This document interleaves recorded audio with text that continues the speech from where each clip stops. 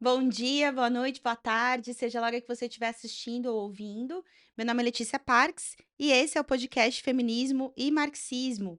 E hoje a gente vai falar sobre Rosa Luxemburgo, que foi a dirigente revolucionária mulher mais importante da história da classe operária internacional. Essa frase está dita aqui no livro Rosa Luxemburgo, a Águia da Revolução, da minha queridíssima amiga e companheira de militância Diana Assunção. Coloquei uma fotinho aí da gente junta para vocês verem que a amizade é verdadeira. E, gente, a gente vai debater aqui um tema muito interessante, que é a relação de Rosa Luxemburgo com a luta pelos direitos das mulheres, com o feminismo. E a gente vai, então, para isso, visitar a história dessa muito importante personagem da história do marxismo revolucionário mundial. eh, Passando aí por debates que têm a ver com contextualizar o que era a luta feminista, a luta pelos direitos da mulher na geração dela, assim como analisar um pouco da história da relação dela com os debates dos direitos da mulher, que passa aí por visitar algumas das suas cartas, das suas trocas com suas companheiras de militância, e também, a gente vai pensar sobre os desafios do movimento socialista hoje e como visitar a história de Rosa Luxemburgo pode oferecer uma série de insights aí, de ideias, para os desafios do nosso movimento. Então, vem comigo para esse episódio de hoje e solta a vinheta.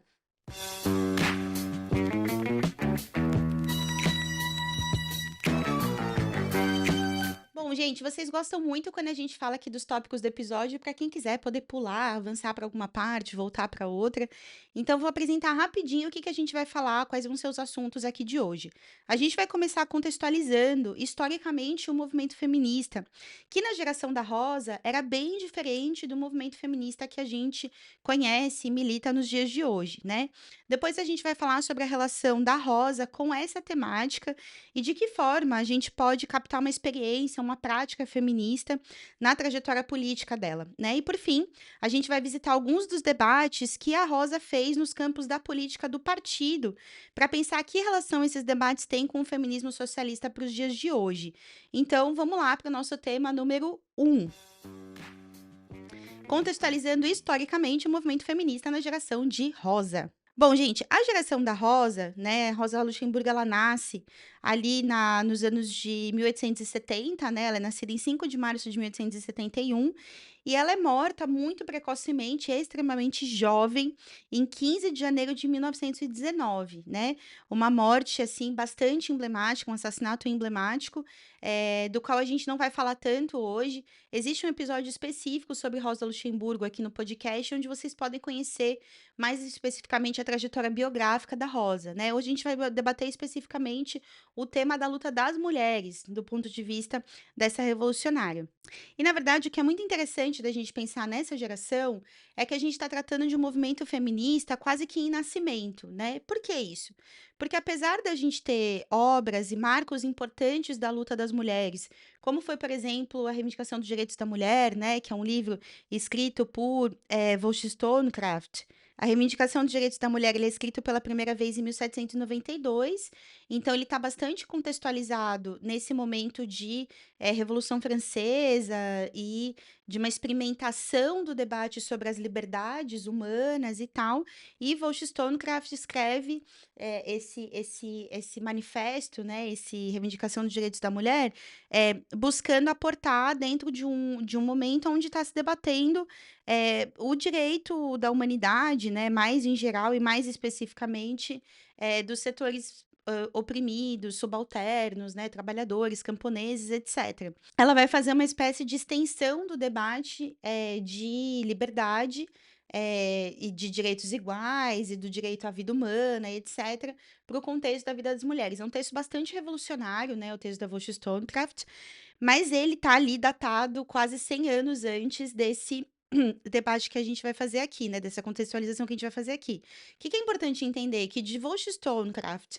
até a geração da Rosa Luxemburgo, a gente vai ter passos muito importantes do movimento de mulheres que vão dar uma certa marca, uma certa aparência específica para o movimento feminista, entre aspas, bem grossas, né, daqui a pouco eu explico por que que a gente põe entre aspas bem grossas quando a gente fala de movimento feminista. Mas o movimento de mulheres, ele vai ter uma característica muito específica da geração da Rosa Luxemburgo, que é muito diferente da nossa geração hoje, né. Então eu vou explicar um pouco o que que acontece, né, entre 1792, Reivindicação dos Direitos da Mulher, esse texto que é um marco, né, é talvez o primeiro manifesto, feminista, né, da história, e a geração de Rosa Luxemburgo ali 100, cento e poucos anos depois. O que que vai acontecer nesse período, né? Várias teóricas do feminismo, elas vão justamente se preocupar em mostrar como existe um elo entre a luta contra a escravidão e o avanço do movimento de mulheres, né? Por que isso? Porque enquanto o movimento de mulheres ele se sintetizava ou ele se resumia a experiências que iam muito no caminho dos manifestos, das reivindicações em texto e etc., é a partir do envolvimento de mulheres brancas eh, e mulheres negras na luta por libertação dos escravizados nos Estados Unidos, que se desata um processo que é mais de massas mesmo, do ponto de vista do movimento de mulheres, né. Então é na experiência, da luta abolicionista nos Estados Unidos que vão se desatar, processos de questionamento dos direitos da mulher, né. Então a gente tem momentos muito interessantes, que vão ser relatados especificamente no livro Mulheres, Raça e Classe, da Angela Davis, onde a Angela Davis vai mostrando como essas mulheres que participavam do movimento abolicionista, que muitas eram mulheres ricas, que tinham na sua família escravizados e que se sensibilizavam com a situação da escravidão e achavam que a escravidão tinha que acabar, a gente está falando aí, né, dos anos finais do século XVIII, início do século XIX, essas mulheres elas vão começar a perceber que o que elas relatam sobre a escravidão que viviam essas mulheres negras e esses homens negros, de alguma forma se assemelha com os limites que elas próprias encontram nas suas vidas para poder se sentir de fato livre, né? Então, o tema da liberdade negra, ele começa a ecoar dentro dessas próprias mulheres e dentro da vivência dessas próprias mulheres, apontando o limite da sua própria liberdade, né? Então, tem relatos muito interessantes dessas mulheres indo participar de encontros abolicionistas, onde só os homens falavam, e elas sentiam que elas estavam sendo oprimidas dentro daquele espaço, porque elas que participavam dos movimentos e que muitas vezes tinham papel de direção, de organização, de destaque dos movimentos, né? De serem elas que distribuíam jornais e que passavam nas casas, debatendo com as pessoas, etc. Chegavam nessas reuniões e não tinham direito de falar, né? Eh, e vai ser inclusive dentro do próprio movimento abolicionista, em algumas figuras, negras inclusive, como Frederick Douglass, Sojourner Truth, Harriet Tubman, que essas mulheres vão encontrar pontos de apoio para poder reivindicar o seu direito, a princípio, de falar nas reuniões, né. Depois, essa experiência de, exigir o seu direito de fala, né, dentro das reuniões, inclusive com comparativos exagerados, né, estamos sendo tratadas aqui como escravas e tal. Angela Davis vai explicando bastante como que era a dinâmica de tendências mesmo, né, dentro do movimento abolicionista estadunidense. Daí vai se desenvolver também, a exigência pelo direito ao voto, né, dessas mesmas mulheres, que para algumas frações desse movimento de mulheres abolicionistas se estendia também ao direito de voto, de negras e negros e para outras não, né. Então, a gente já vai ver aí também divisões que vão se encaminhando para o que depois vão se transformar em vertentes, de um feminismo liberal ou de um feminismo mais proletário, né, ou seja, mais aliado às mulheres negras e trabalhadores, e um feminismo mais das patroas, né, que cria o direito de voto, de participação política das ricas, das poderosas, mas não, das mulheres negras, por exemplo. Liberdade já era o suficiente do ponto de vista desse feminismo liberal em nascimento, né. Agora, o que é interessante a gente ver aí, né, e a gente vai ter aqui uma contribuição, que foi bastante importante, assim, para esse episódio de hoje, né, que é do livro, La Liberación Femenina y la Filosofía, da Raya Dunayevskaya, espero que eu tenha falado certo, aonde ela vai falar justamente isso, né, o quanto que, para muitos historiadores e historiadoras do feminismo, se fez uma dissociação entre o surgimento do movimento feminista e a sua associação com os movimentos abolicionistas. Uma separação que é bastante perigosa de ser feita por 2 motivos. Primeiro porque você não conta direito, né, a história do movimento feminista, e você não explica a transição de, filósofas ou pensadoras, às vezes até um tanto isoladas ou bastante de vanguarda, que estavam pensando o debate de gênero, aos quais se incluem filósofos e, revolucionários, né, como o próprio Engels, o Marx, etc, que estão pensando o problema, da questão de gênero, não como questão de gênero, né, mas como a questão dos direitos da mulher ou da escravidão feminina e etcétera. E quando que esse processo mais de vanguarda se transforma em um espírito um pouco mais de massas, né. E esse momento de passagem de um a outro, ele se explica a partir da análise do próprio movimento abolicionista, aonde as demandas pelos direitos da mulher se conectam com um processo de massas de luta pela liberdade negra, né. Então, esses processos eles se coadunam, eles se conectam, e é a partir justamente da fusão deles que vão surgir alguns personagens, históricos muito relevantes, né, a gente falou bastante já, nesse podcast aqui de Harriet Tubman, mas a gente poderia falar também de Sojourner Truth e da amizade, né, que vai existir entre figuras importantes do movimento de mulheres, como, por exemplo, o Frederick Douglass, que vai dizer, né, que é um militante negro, né, um ativista negro pela abolição, que foi escravizado e etc, e que vai ser, bastante defensor do direito das mulheres de falar nas reuniões, né. Então, esse processo de transição de a preocupação com os direitos da mulher se transformar de uma preocupação de vanguarda a uma preocupação de massas, ela se estabelece bastante a partir do processo, da luta pela abolição nos Estados Unidos, né. E isso vai, obviamente, ter um eco na Europa, né, então a Raya, Dunayevskaya, ela vai falar bastante disso, né, vou trazer esse trecho que a gente vai colocar para vocês aqui. Eu vou ler em português, o nosso trecho está em espanhol, porque o livro é em espanhol, mas, eu espero que minha tradução esteja à altura, tá bom, gente? Então esses feitos históricos de uma Harriet Tubman ou uma Sojourner Truth não são as únicas manifestações de atividade de influência negra sobre a luta em nascimento pelos direitos da mulher e a guerra civil.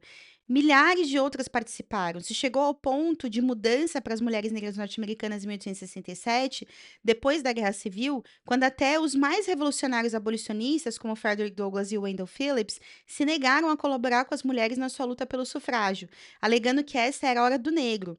Então, justamente aí o que a gente vai começar a ver, né, que é tão tenso o debate sobre a questão dos direitos da mulher, que ele vai começar a dividir também o próprio movimento, abolicionista, né. A Sojourner Truth atacou seu próprio dirigente, o Frederick Douglass, chamando-o de pouco critério. E nisso teve de acordo com Harriet Tubman, né. As 2 aí convergiram, justamente em se alinhar mais com o movimento de mulheres em nascimento, do que com, né, os resquícios de uma organização, abolicionista que seguia aí, em 1867 com, né, no pós-guerra, com o desafio de tentar implementar, a conduta, as regras, as leis do que seria essa nova sociedade, sem escravidão. É importante dizer, né, que aqui a gente está falando dos primórdios do pós-escravidão, a gente está tratando de 1867, onde começa a se debater mais abertamente o problema do sufrágio feminino, 2 anos após o fim da escravidão nos Estados Unidos, que é 1865, a partir da vitória do Norte sobre o Sul, na Guerra Civil, né. Então, justamente um debate bastante no quente entre uma coisa e outra, né, ou seja, uma transição justamente de um tema da abolição que vai culminar, justamente num debate sobre os direitos da mulher. E aí a Dunayevskaya segue, né, as lutas trabalhistas norte-americanas, com uma ativa participação das mulheres, têm sido muito contínuas desde que se estabeleceu o primeiro Sindicato Nacional dos Estados Unidos, afiliado à Primeira Internacional. Na realidade, quando Clara Zetkin propôs na Conferência de Mulheres da Segunda Internacional em 1910 que se adotasse um Dia Internacional da Mulher. Isso foi em um ato de solidariedade com as lutas de organização das trabalhadoras têxteis norte-americanas, né, que já tinham instalado no levantamento das 20.000 no ano anterior. 6 dias depois se celebrou o primeiro Dia Internacional da Mulher, em março de 1911, o tristemente célebre Triângulo do Fogo da oficina levou as vidas de 146 mulheres trabalhadoras, desculpa, 146 trabalhadores, em sua maior parte mulheres jovens, e a Rose Schneiderman organizou nada menos 120.000 trabalhadoras no seu funeral, né, nesse funeral de 146 trabalhadores. Não só para lamentar a perda, mas também para declarar sua solidariedade com todas as trabalhadoras não organizadas. Então é muito interessante justamente como essa geração que está habitando, né, está orbitando o pensamento e influenciando a forma de pensar e de fazer política de Rosa Luxemburgo, né, como a própria Clara Zetkin, que era uma grande amiga de Rosa Luxemburgo, está justamente costurando, né, criando o germe do que a gente conhece como feminismo socialista hoje, a partir de olhar para as experiências da classe operária nos Estados Unidos, aonde a experiência de luta das mulheres e das mulheres negras, né, se dava de forma mais avançada do que acontecia na própria Europa.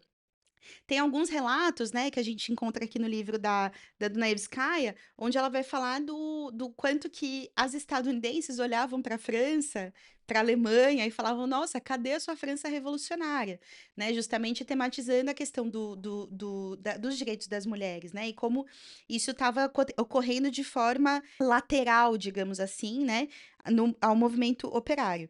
Então, para a gente terminar esse bloco aqui inicial, né, onde a gente fala sobre o que era o feminismo, o movimento feminista, entre aspas, da geração de rosa, é importante a gente chegar numa conclusão em especial sobre de que tipo de movimento de mulheres a gente está falando, né? Então, a gente está falando de democracias que estão se instalando em todo o planeta, onde as mulheres não têm direito ao voto, e essa vai ser uma das pautas importantes que vai conduzir o movimento de mulheres em distintas partes do planeta. A gente está falando de um problema muito importante para as mulheres, que é a opressão no casamento, que segue sendo, obviamente, um problema da nossa geração, mas que é muito diferente da experiência do casamento, que era muitas vezes extremamente jovem, é, com homens muito mais velhos, casamentos arranjados, né? Ou seja, tudo isso também como pautas que vão conduzir aí o movimento de mulheres nessa época. A Clara Zetkin tem uma carta muito bonita sobre o Clube de Mulheres Muçulmanas, que está no livro Mulheres, Revolução e Socialismo. Gente, um livro que, assim como o livro Rosa Luxemburgo, Área da Revolução, tá no site casamarques.com.br para venda.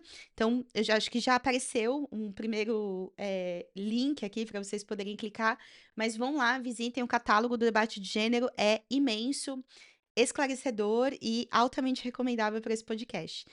E nesse livro, né, Mulheres, Revolução e Socialismo, a gente traz essa carta onde mostra, por exemplo, quais eram os dilemas que as mulheres muçulmanas estavam lidando no pré-revolução, e que as leva a fazer um cálculo, um balanço da experiência da Revolução Socialista, no sentido justamente de não ter maridos que são mestres delas, né, como era no pré-revolução. Então, elas entendem a positividade da experiência revolucionária a partir do ponto de vista do que elas estavam vivendo antes da Revolução, né, que eram casamentos arranjados, que eram maridos que eram seus senhores, seus mestres, e elas eram servas dentro de casa, né, escravizadas dentro do lar.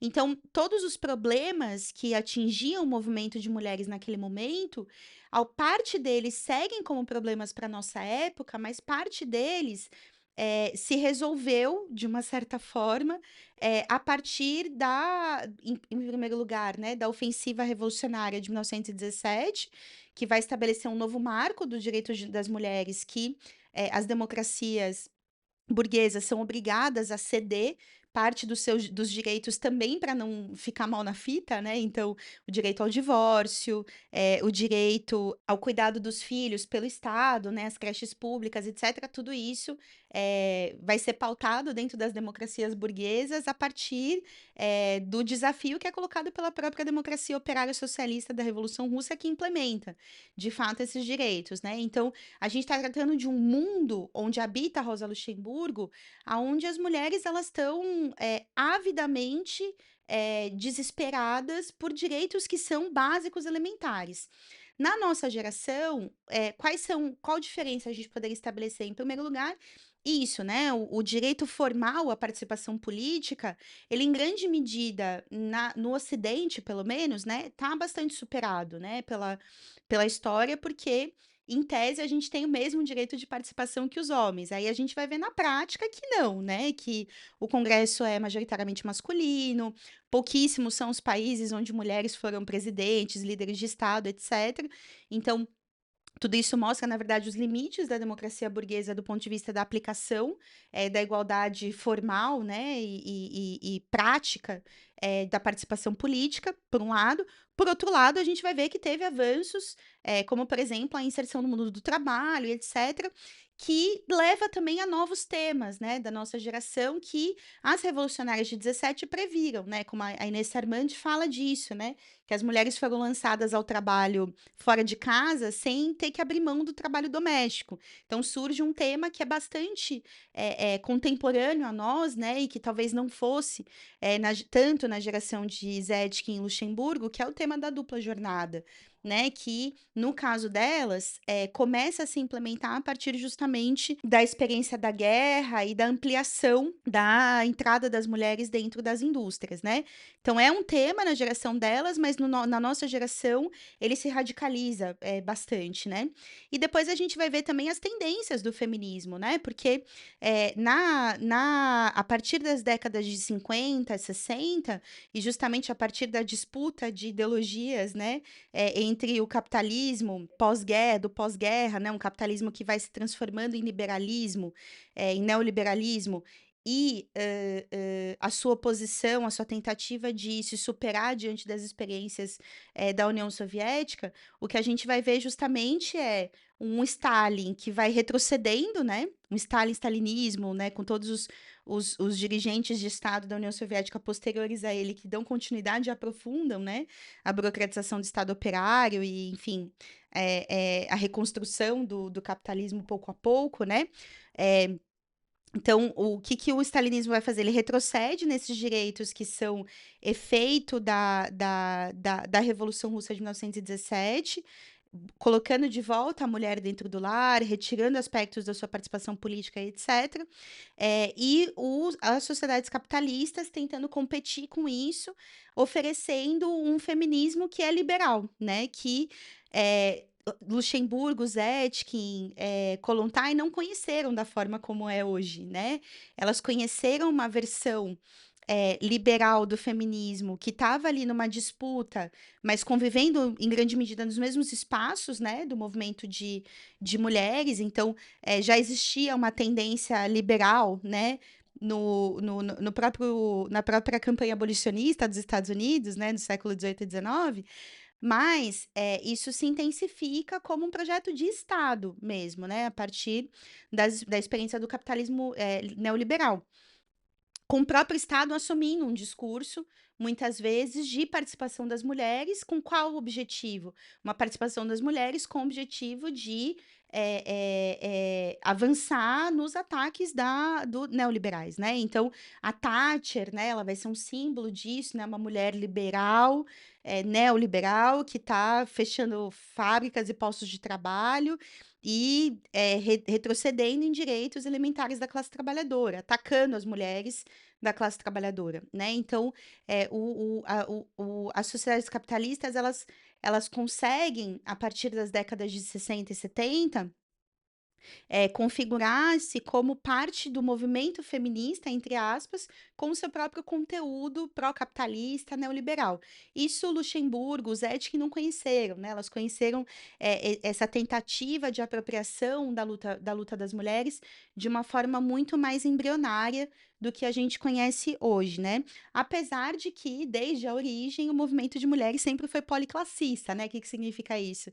Que ele nem sempre foi composto só por mulheres trabalhadoras, né? A gente está tratando de um movimento de mulheres, por exemplo, quando a gente olha para a sua origem, né, lá nos Estados Unidos, a gente vai ver um movimento de mulheres que tinha escravizadas, tinha senhoras de escravos, né? Tinha todo tipo de gente ali e as tensões estavam colocadas, né, entre qual projeto, de liberdade das mulheres a gente está falando, é um projeto que inclui todas as mulheres, eh, e que parte da emancipação das trabalhadoras ou é um projeto que liberta essas mulheres escravizadas para que elas possam ser, trabalhadoras livres, mal remuneradas, precarizadas, etcétera. Ou seja, esse debate de projeto já estava na origem, né, mas a forma como ele se consolida nos dias de hoje é bastante diferente.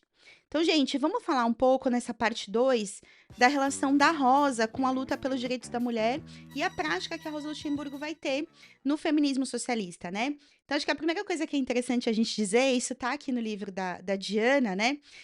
Eu vou usar bastante o livro dela nesse trecho, é, que a Rosa Luxemburgo, ela começa a trajetória militante dela muito novinha, né? Uma garota, assim, adolescente, pré-adolescente, mobilizada pelo direito de falar polonês e ler polonês nas escolas, né? Ela é polonesa, né? Ela é de nação polonesa. Ela é uma mulher que ela reunia vários aspectos de opressão na vida dela, né? Então, ela era de uma nacionalidade oprimida, ela vive praticamente a vida inteira dela, né, desde muito pequenininha, com uma deficiência física que a deixa manca, né, de uma das pernas. Ela era muito baixinha, gente, ela tinha 1,52 m de altura. Eu vou pôr aqui para vocês uma foto, eu com Rosa Luxemburgo, a gente fez uma impressão, em tamanho real da Rosa, para colocar na exposição, Rosa Luxemburgo, ali na Casa Marx, aqui em São Paulo. Pra vocês verem como ela era pequenininha, né, e tal. E ela era judia, né, e como vocês sabem, existia um antissemitismo muito forte na Europa. Existe até hoje, né, mas hoje a gente está tratando de uma situação aonde, enfim, se reconfigura o debate, inclusive, da opressão à religião, né, na Europa. Mas nesse momento dela, inclusive, muita gente tinha que esconder que era judeu, tinha que fugir dos seus países para poder se proteger de uma perseguição política, que inclusive podia levar à morte, trabalho semi-escravo e etc, né? Então, Rosa, ela convive desde muito cedo com esses elementos de opressão, né? Com esses aspectos de opressão.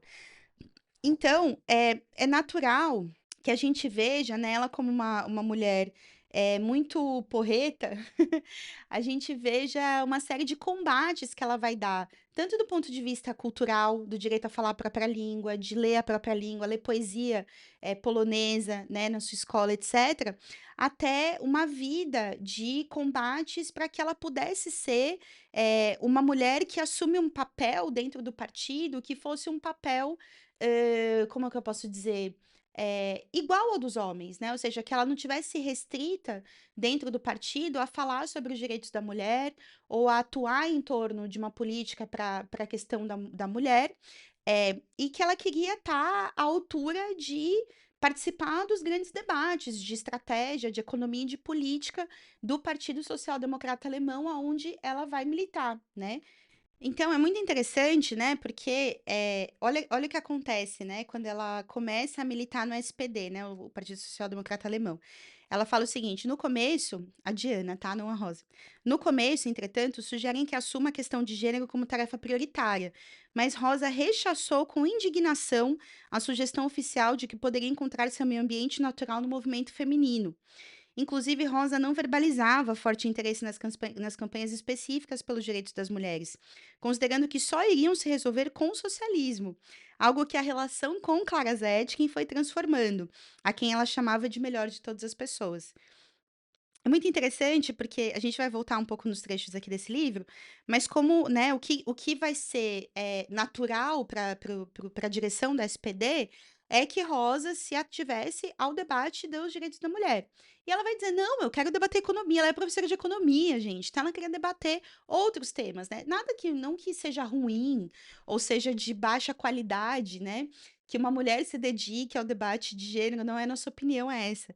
Mas ela queria fazer outras coisas, né, e ela vai passar a vida dela atuando no sentido de, uma prática, né, na nossa visão, que é bastante feminista desse ponto de vista, que é de que ela pudesse fazer o que ela quisesse, né, que ela pudesse, exercer a sua militância e a sua atuação revolucionária no campo que lhe interessasse, né, ou seja, que ela não tivesse restrita a um tema em específico, né. E aí, o que vai ser interessante que, a Zetkin e a Rosa, elas ficam muito amigas, né, Rosa vai morar na Alemanha, e aí elas passam a conviver de forma mais próxima, são muitas as cartas entre Clara Zetkin e Rosa Luxemburgo, que são emocionantes, eu recomendo para vocês que leiam, né. Eh mas, o que eu acho que é interessante aqui, é a gente ver que o problema da Rosa não era com a luta pelos direitos da mulher, né. Inclusive, se fosse isso, ela não teria muito provavelmente se aproximado e se tornado amiga de Clara Zetkin, que respirava, né, organização das mulheres trabalhadoras, respirava, feminismo socialista, né. Clara Zetkin era essa mulher que foi a grande responsável por grande parte do que a gente conhece, lê e atua hoje como, né, o que seria um feminismo socialista, né. Então, primeiro seria impossível essa amizade se Rosa Luxemburgo fosse contra, né, a luta pelos direitos das mulheres. Mas não só isso, né, a repulsa da Rosa tem a ver com não querer ser colocada num lugar específico só por conta da sua condição de mulher, né, por um lado, mas por outro lado, a Rosa, a partir da relação com Zetkin, vai ter, um desenvolvimento da sua consciência no sentido de, e tratar com muita importância, a luta das mulheres, né.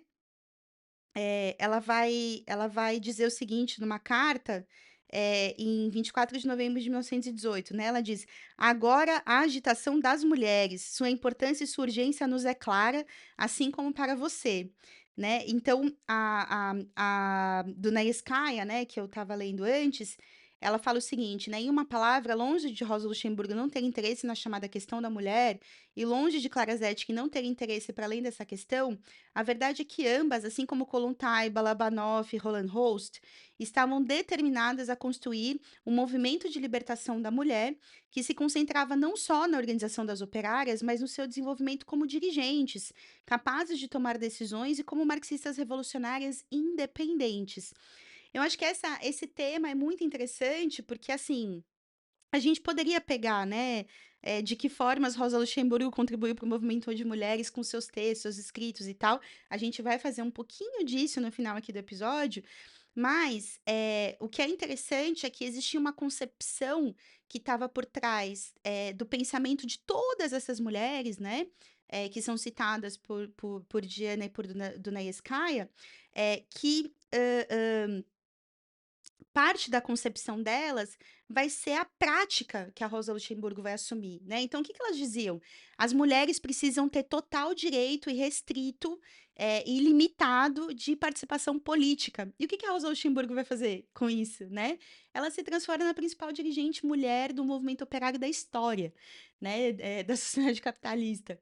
Então, a prática dela vai ser um atestado de conclusão da tese do que é o feminismo socialista, né, que é de que o que que a gente quer para as mulheres, o que que a gente quer para a população LGBT, o que que a gente quer para as negras e negros, para os indígenas. A gente quer o total direito à participação política e a gente quer que assumam a linha dianteira do combate contra essa sociedade miserável que é a sociedade capitalista. E isso a Rosa Luxemburgo ela fez com a vida dela, né, a vida dela foi a materialização de uma perspectiva de que as mulheres precisam assumir a direção do fim, da luta pelo fim dessa barbárie, né, que é a sociedade capitalista, que nesse momento, inclusive, está matando, né, na Palestina, a gente já está falando aí de 40.000 mortos na Palestina, que é uma maioria de mulheres e crianças, né, ou seja, se somos os principais alvos da barbárie e da brutalidade capitalista, por que não sermos nós as principais dirigentes do combate por uma nova sociedade, né, e a Rosa ela assume isso de uma forma totalmente intransigente, né, de ser uma dirigente reconhecida, no movimento operário. E é muito louco, porque você vai vendo nas biografias de Rosa Luxemburgo de todos os tipos, né, em todos os relatos que se fazem dela, o quanto ela tinha uma personalidade muito forte, ela queria ser dirigente, ela queria ser reconhecida, ouvida, ela tem muito orgulho dos momentos onde ela fala para o público e o público a escuta, né. A gente vai colocar aqui algumas imagens que estão no caderno de imagens aqui do Águia da Revolução, da Diana Assunção, né, sobre Rosa Luxemburgo, como a Rosa ela vai assumir um lugar de destaque bastante por uma decisão também dela, né? Isso em si também é muito interessante, né? Eh, e aí eu acho muito legal, assim, tem uma anedota que é contada aqui, que para mim é muito simbólica do que era a personalidade dessa mulher, né, que ela fala assim, né, eh, sobre o desafio justamente de ser uma revolucionária, numa época aonde eh, a noção de que a igualdade das mulheres, né, o direito à igualdade perante os homens, era uma noção ainda muito em nascimento, né, o quanto que o próprio círculo militante era complexo para essas mulheres, né, e como que dentro dessas relações de amizade feminina, a gente também vai ver uma espécie de materialização de uma perspectiva do feminismo socialista, né, então, seria impossível pensar em Rosa Luxemburgo, em Clara Zetkin, etc., e muitos biógrafos falam isso, sem a amizade entre uma e outra, né? O quanto que a amizade entre uma e outra, ela vai ser um ponto de apoio de combates antirreformistas, né? Então, quanto que Rosa Luxemburgo se apoia em Clara Zetkin para dar o combate contra o reformismo, e o quanto que elas são aliadas, não só nesse combate, mas em tantos outros, né? Contra a burocratização, do partido, contra a burocracia sindical e etc, né? Então, esse aspecto, mas também na vida cotidiana, né, ou seja, como que, contar uma com a outra na vida cotidiana também era um suporte moral, pra existir como revolucionárias dentro de um partido que ainda não tinha avançado nos debates de gênero, como, se esperava para que pudesse abrigar mulheres dessa estatura, né. E aí eles falam o seguinte, né, aqui a Diana, depois ela cita, o Paul Froelich. Mas como observou Trotsky sobre o fato não, desculpa. Enfrentava entre os círculos social-democratas e suas figuras mais antigas e experientes o ambiente com o qual lidava no cotidiano também de forma sarcástica e provocativa ao lado de suas amigas. Aí aqui entra a citação do Paul Froelich. Certa vez, enquanto passeava com Clara Zetkin, aproximaram-se demais de um campo militar de tiro. Quando retornaram à casa de Kautsky, onde estavam reunidos os decanos do partido, eles desfiaram entre muitas risadas e consequências trágicas a que poderia ter levado esse descuido. Bebel tentou imaginar um epitáfio para as duas aspas fuziladas. Porém, ao ver que os superlativos não teriam fim, Rosa o interrompeu e disse simplesmente: aqui jazem os dois últimos homens da social-democracia alemã. É fantástico, né? Porque quando você vê o que Rosa estava fazendo dentro desse partido, você vê que realmente elas assumem uma postura que não tem nada a ver com o que se esperava e o que se eh, contornava como os limites da atuação da mulher dentro do partido, né?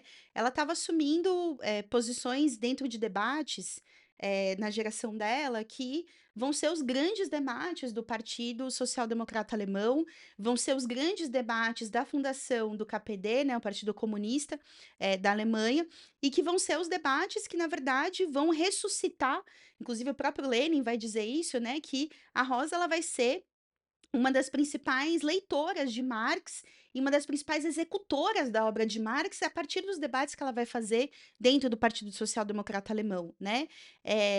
A forma como ela experimenta os efeitos e os adventos da Revolução Russa, né? A experiência dos soviets, etc.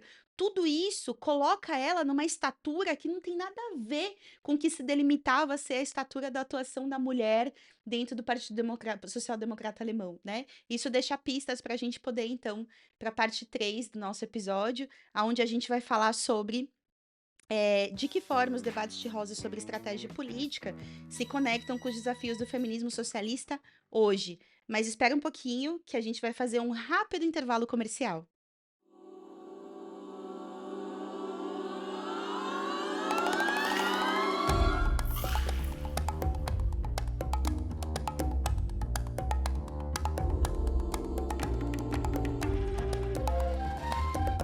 Bom, gente, voltando aqui do nosso intervalo comercial, muito importante aí de sustentação e fortalecimento da Casa Marx, do Instituto Casa Marx e desses programas maravilhosos que você ama.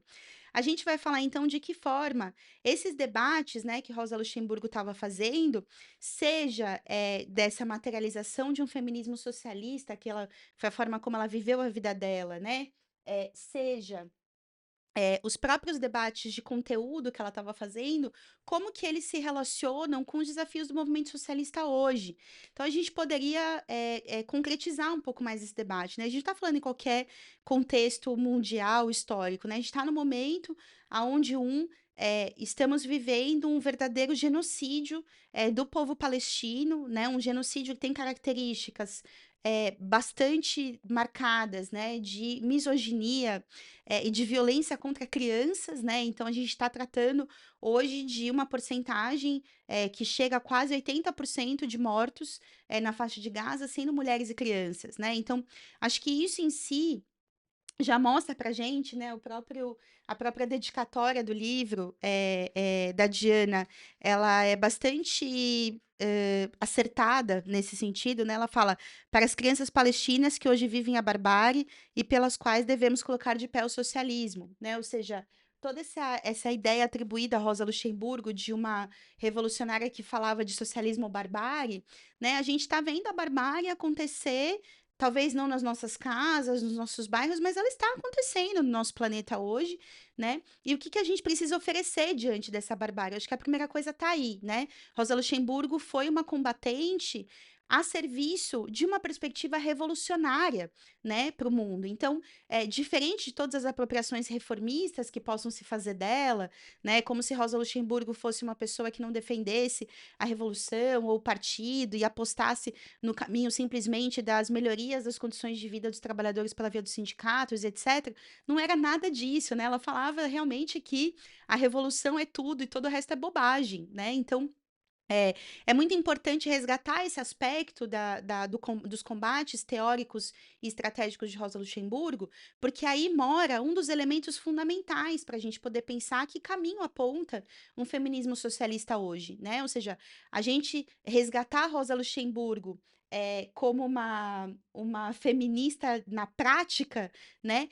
Significa também recuperar os seus debates estratégicos e nos colocarmos, né, enquanto mulheres, enquanto população LGBTQIAP+, enquanto população negra, indígena, enquanto oprimidos do planeta, nos colocar sermos propagadores e refletir também, né, debatedores também, assim como foi Rosa Luxemburgo, contra essas saídas de consenso que oferece o reformismo, que, por exemplo, aqui no Brasil, diante, por exemplo, do massacre em Gaza, continua mantendo acordos com o Estado de Israel, né, o Estado brasileiro, a partir da figura de Lula, né, do governo do PT, um governo de frente ampla com uma direita absolutamente reacionária, né, que nesse momento partidos que apoiam o governo, que são base aliada do governo, estão nos estados e municípios levando adiante um verdadeiro massacre contra a população negra, destruindo políticas públicas de eh,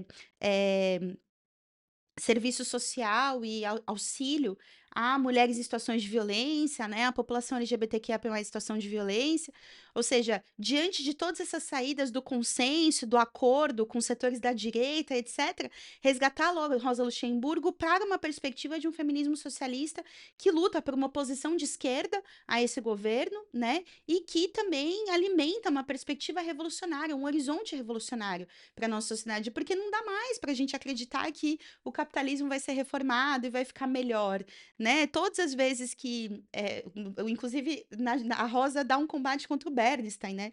Que falava isso, né? Que de pouco a pouco a revolução levaria, as reformas, né? As melhorias do capitalismo levariam ao socialismo e que talvez não precisasse fazer revolução. Ela fala, não, precisa sim organizar a revolução.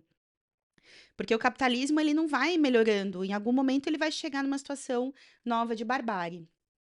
Né? Então, acho que essa é uma primeira ideia que é muito importante retomar para pensar a perspectiva de um feminismo socialista. E a segunda questão que eu acho que é muito relevante para a gente, a qual é muito ecoada no feminismo de Clara Zetkin e de eu diria em especial de Kollontai, né, que é essa perspectiva de que organizar a classe trabalhadora precisa ser para além, dos interesses econômicos e esses interesses mais materiais que mobilizam a classe, que fazem parte da luta cotidiana da classe trabalhadora dentro dos sindicatos, obviamente, mas que é preciso que a classe trabalhadora assuma, dentro das suas ferramentas de organização como sindicatos, o desafio de debater a grande política do país, né? E aí, nesse sentido, a Rosa dá um combate contra as burocracias sindicais que limitam o horizonte da luta da classe trabalhadora a um horizonte extremamente corporativista, economicista, ou seja, são só os nossos direitos, só o que a gente precisa, só o que a nossa categoria aqui precisa, e a gente não vai olhar nem para o problema da guerra, nem para o problema das nacionalidades oprimidas, e para nenhum outro problema. Ela vai falar: "Não, isso aí é um erro", porque na verdade a atuação dos revolucionários nos sindicatos, ela precisa ser uma atuação que está a serviço de conectar a classe trabalhadora com o seu verdadeiro objetivo de classe, que é dirigir a sociedade como um todo. Então, mas essas ferramentas, elas precisam ser ferramentas, precisam ser embriões do que é a experiência de dirigir uma nova sociedade. Por isso, falar sobre tudo, né. E Inês Armand, Kollontai, Clara Zetkin, vão ser mulheres que, apoiadas justamente nessa concepção que vai ser debatida tanto por Rosa Luxemburgo, e é um alinhamento muito interessante dela também com Lenin, com Trotsky nesse sentido, né? Mostrando que é papel da classe trabalhadora pensar grandes problemas, como o problema do amor, do relacionamento, do amor livre, né? Como falava Kollontai, o problema da família, de como destruir essa família que oprime, que bate nas crianças, que hipersexualiza o jovem e escraviza a mulher para construir uma nova forma de socialização e de reprodução da própria vida, de continuidade da vida humana, de nascimento de filhos e etc. Ou seja, a classe trabalhadora precisa pensar sobre os grandes problemas da humanidade, né? E isso, para mim, também é uma contribuição que Rosa Luxemburgo deixa para gente, para pensar como que a gente atua dentro dos nossos sindicatos hoje, né? Eu sou uma trabalhadora da educação, meu sindicato é um sindicato de professores, né, no caso, né? E é muito louco como, na verdade, a gente vive cotidianamente problemas muito profundos na nossa classe, como, as drogas, né, que chegam nas escolas e levam boa parte dos nossos jovens para um caminho de autodestruição e etcétera, e como que os nossos sindicatos não estão debatendo, por exemplo, como a descriminalização e a liberação das drogas pode ser um caminho para enfrentar, né, esse tipo de dilema muito profundo que é vivido pela nossa juventude.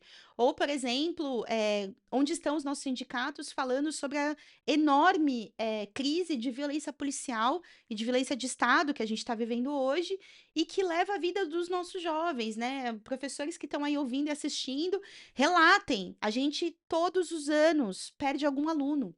Né? Todo professor já teve algum aluno que foi teve a sua vida roubada pela violência do Estado, né? Seja porque foram torturados e se tornaram incapazes de continuar a vida de forma normal, seja porque foram diretamente assassinados ou porque tiveram irmãos assassinados, né? Então a gente todo dia está lidando com esses grandes dilemas da vida e quando chega nas nossas databases parece que a única coisa sobre a qual a gente pode falar é qual vai ser a pequena porcentagem de aumento que a gente vai negociar com o Estado, com a prefeitura ou com as patronais privadas da educação.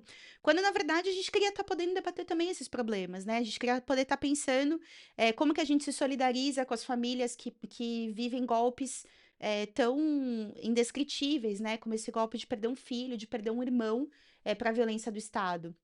Né?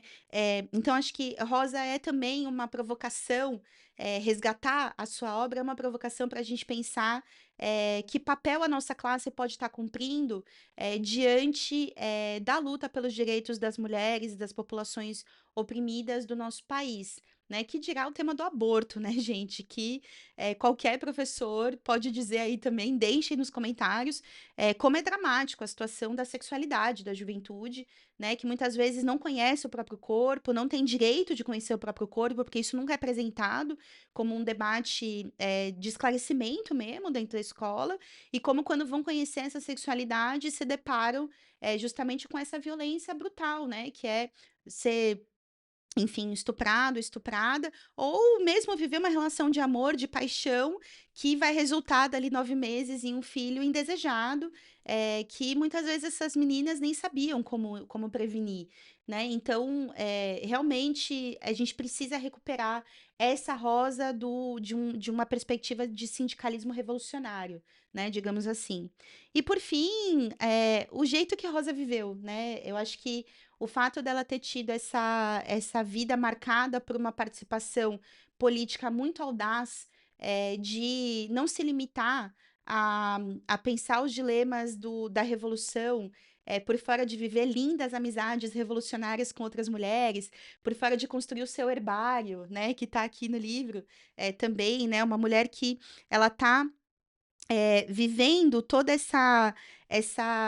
com muita alegria, inclusive, né, muito falado da alegria da Rosa, do otimismo da Rosa, isso é muito falado pelos seus, contemporâneos, né, mas para além disso, como Rosa Luxemburgo ela tinha esse hábito, né, que era uma paixão científica, mas pela vida, que levou ela a construir um herbário que foi interrompido de forma precoce e brutal pelo seu assassinato, né, mas que é uma demonstração do seu apreço pela vida, né, pelo desenvolvimento da vida no planeta Terra, em todas as suas formas, né.